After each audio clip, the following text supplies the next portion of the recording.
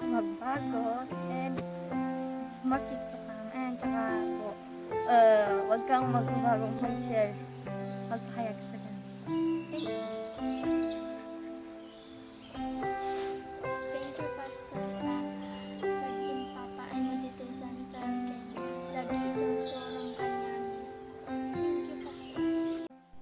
Happy Pastor's Day, Pastor. Sanang ka mao mga ag-share kay namin nga hindi ka mao mga pagbagbagan na kami.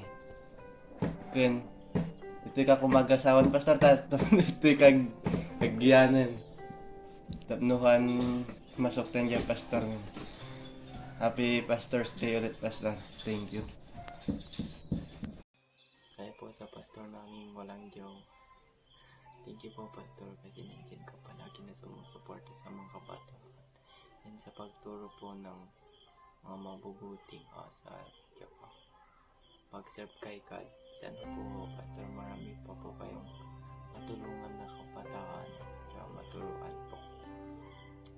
And sana po, Pastor, matapos mo na po yung ginagawa mo sa school para makapag-joke ka na.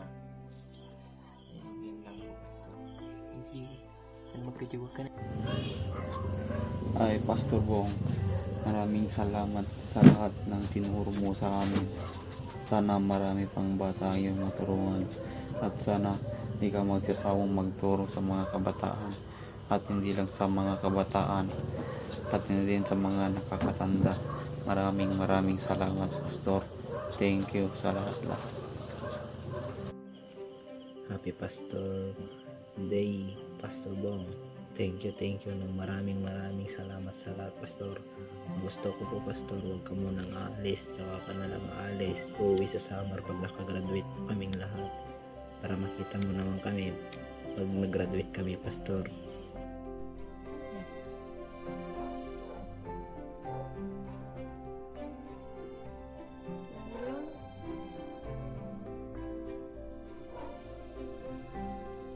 Yan.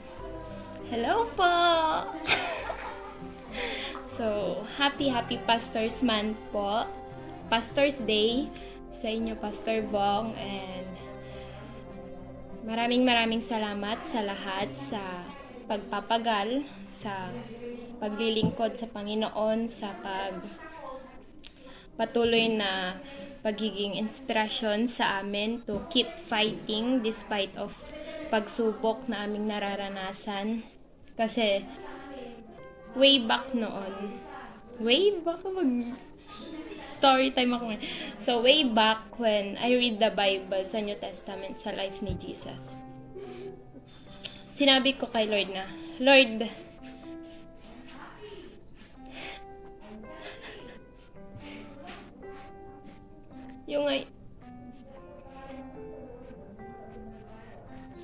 kung nasa panahon lang siguro ako ni Jesus, sabi ko, I have the courage na patuloy na maglingkod. Hindi rin ako panghihinaan kagaya ng mga kasama niya na naglilingkod. I have the courage na patuloy na maglingkod kahit ano man yung naririnig, ganun. Sabi ko, Lord, give me the courage to sa buhay ko ngayon. Sabi ko, gumamit ka ng tao na siyang mag-encourage sa akin na patuloy na magpatuloy sa paglilingkod sa iyo. And I thank God na He used you as a example, as a model sa akin. Kasi nakita ko how brave you are despite of trials, battles sa iyong buhay. You still stand. Patuloy ka pa rin na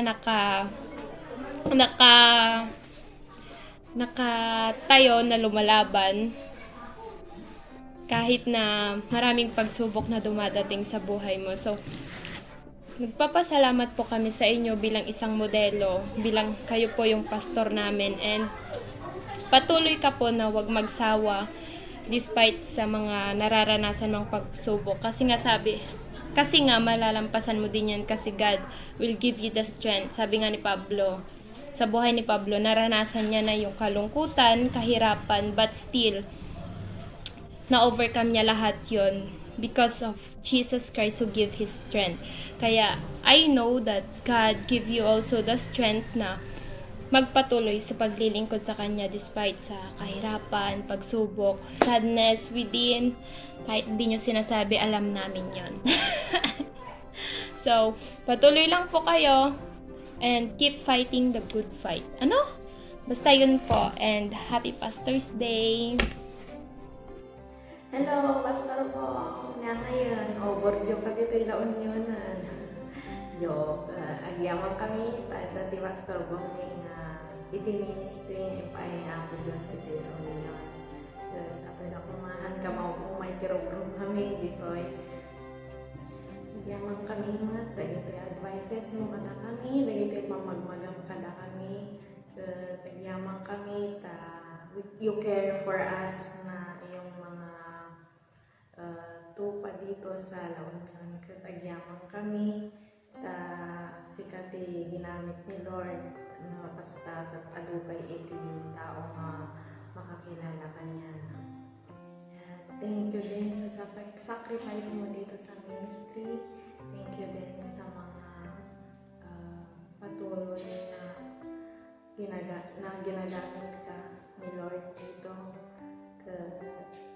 Sabi lang ko nyapa iti sa iti puso, kat malinsan itong mga pilos iti panagbiag tayo. Whatever plans you have, kat patuloy ta ka nga ikarkararag, ti kasta, patuloy mo nga magunod, tinyaman nga kaya ti panagbiag tayo. So, dadjay lang, God bless you, and you will be with us to prayers. PS, ang asawa ka, long overdue ka, Pastor, ang graduate ka kalendaryo. Dadjay lang, God bless.